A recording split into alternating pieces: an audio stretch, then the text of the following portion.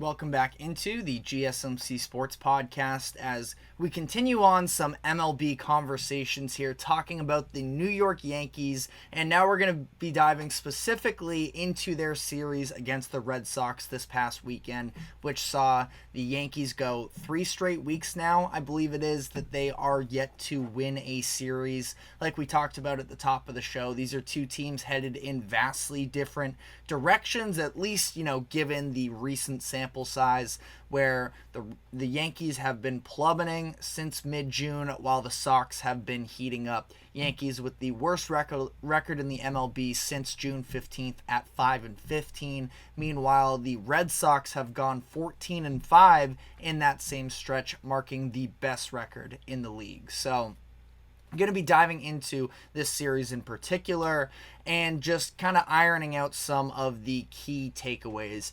Game 1, Tanner Houck versus Nestor Cortes. This was, Houck looking for a bounce-back performance. He was just announced as an all-star yesterday, so a positive there, but he was coming off of the worst performance of the season for himself, personally at least, from last weekend against the San Diego Padres, and he didn't look great in this game either. Now, there was a rain delay that sort of broke up the performance here around the second or third inning, and when he came back, he came out looking strong, and then he came back and he had zero control. He was only able to give them 3 1/3 innings pitched, which was extra significant because the Sox were also just coming off of a 12-inning outing off versus the Miami Marlins on Thursday night. But Houck got no help from his defense essentially either, where you could see that Houck was struggling with his command and control in this one, and then he could have gotten out of the 4th inning without a scar really, but there was an error between a double play ball with Romy Gonzalez and Ceddanne Rafaela. They couldn't convert there, and instead that leads to Soto scoring, and then Houck ended up walking Volpe to bring in another run, and his day was cut short there. So, for as impressive as Houck has been for the majority of the regular season, this is, 2 of his, again, weird circumstances in this game, but 2 of his worst outings yet, and it is notable considering the fact that after that Padres game, we talked about it last week, he has now surpassed his career high in innings pitched in the majors, and we're not even at the All-Star break yet. So he's probably, you would have to imagine, I think the Sox have 6 games left. I would like to think that we see Tanner Houck one more time before the All-Star break, but we'll see. Maybe the Sox organization decides that they need to give him a little bit of rest heading in, but we will see. But, considering the fact of where Houck was at in terms of this short outing, having the 12 innings the day prior, it felt like it was going to be a really bad sign for the Red Sox, but instead their bullpen actually held up and was flawless through the end of the game, at least in terms of runs scored. Bailey Horn and Cam Boozer, 2 of the lesser-known Red Sox relievers, got involved, gave them a couple scoreless multiple-inning outings there, which was a positive for them, but at that point, what was hurting the Red Sox was actually their offense, which was just non-existent. You had Duran, O'Neill, Devers, Wong, Yoshida, Rafaela, all of their top-end guys hitless going into the 9th inning. And, going into that 2 outs, it seemed like there's no way they were going to get a hit. And that was until Alex Cora made the decision to pinch hit Dom Smith, of all people, for Romy Gonzalez, who Romy was the only real production from the Red Sox offense that entire game. Dom Smith, with 2 outs, was able to hit a single, and then Masataka Yoshida coming up down early in an 0-2 hole, battles his way back and goes yard to even that game up in the 9th.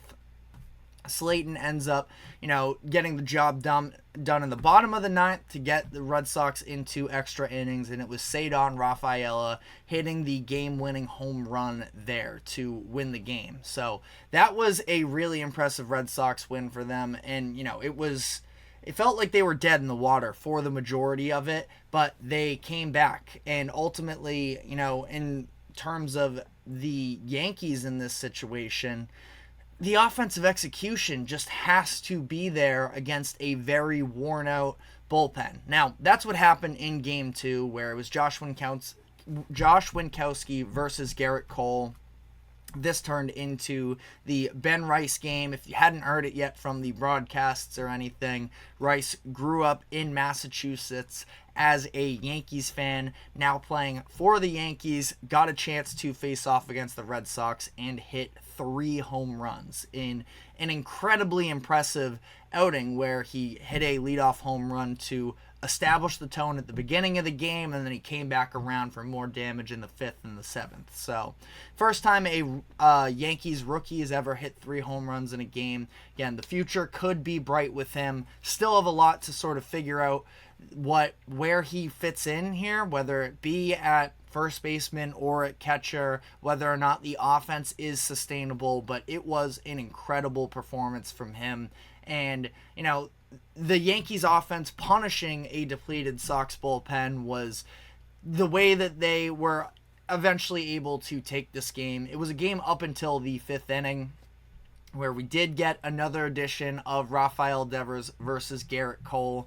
Devers, the player who has hit more home runs against Cole than anybody else in the MLB, and he did so again. It was a little questionable to even leave Cole in this position. Pitching for him at this point, wasn't necessarily having a bad start, but had been hit around a little bit, was already up to 87 pitches, going up against essentially his nemesis, the bane of his existence in the MLB. And Devers made him pay, putting it 441 feet in the other direction, deep center. So, that actually gave the Red Sox a very brief lead before the Yankees rattled off 7 runs in the bottom of the 5th inning, and that pretty much ended the game there. So headed into Sunday Night Baseball, Red Sox, Yankees, and it was a really impressive pitchers duel in my eyes, where it was Luis Gil kind of needing a strong outing after his recent struggles. Just talked about in the first segment the fact that his ERA was over 14 in the 3 starts prior, and he was excellent in this one. 6 2/3 innings pitched, 9 strikeouts, 0 walks, 4 hits, but again, this was kind of the second consecutive game where a little bit questionable from Yankees management of leaving their starter in the game a little too long, especially to face Rafael Devers, who we know gets charged up in these Red Sox-Yankees games, and Devers makes him pay in that situation as well. But, it was a very impressive job from Gil, but, as much as the broadcast booth was giving it a ton of love, ultimately, scoreboard-wise, it didn't really have an impact because we also saw Cutter Crawford with maybe his best start of his pro career for the Red Sox. 7 innings pitched, just 4 strikeouts, but 0 walks, 4 hits, and 0 earned runs, and he did so in an incredibly efficient way where I think, let me double check the stats here, but his final pitch count, I think, was just 68, and which is crazy. Again, I got to double check that number in particular, but he was absolutely incredible. Definitely contrasting styles between him and Gil. You can look at the strikeout numbers for that. 9 for Gil, only 4 for Cutter, but Crawford again was so efficient. 79.4% of his pitches went for strikes. He had 4 straight innings where he threw less than 10 pitches, and he was just getting ahead of all of these Yankees players, which does sort of speak to, at least a little bit, the lack of fear that everybody outside of Aaron Judge and Juan Soto puts in opposing pitchers. And Cutter actually did an incredible job against Judge as well, so maybe that's unfair of me to say, and maybe it was just a down series for the Yankees offense outside of that game too. But it was a really impressive job from Cutter, where the only time he really ran into trouble was in that 7th inning, when it was, of course, Juan Soto who hit the leadoff double, but the Yankees weren't able to drive him in there. That was the moment where Judge, if there was going to be a moment where he sort of stepped up big, he ended up getting put in an 0-2 hole early, and ultimately the Yankees aren't able to drive Soto in. Red Sox win 3-0 there. And they had gotten a little bit of insurance as well with a Rafaela home run and another Devers home run in the 9th inning. The Devers homer was crazy because at that point maybe it's almost just intentionally walk him in general, but they weren't throwing him pitches really to take yard. This pitch was, inches into the opposing batter's box, and Devers somehow just pulled it all the way deep. It was insane there. But Red Sox building up some momentum right now. 1-6 of their last 7 games. Now, keep in mind that is a sweep against the Marlins, sort of boosting those stats a little bit as well. But their last series before the All-Star break is going to be against the Royals for 3 games. The Royals are currently 1.5 games back of the Red Sox for that last wild card spot.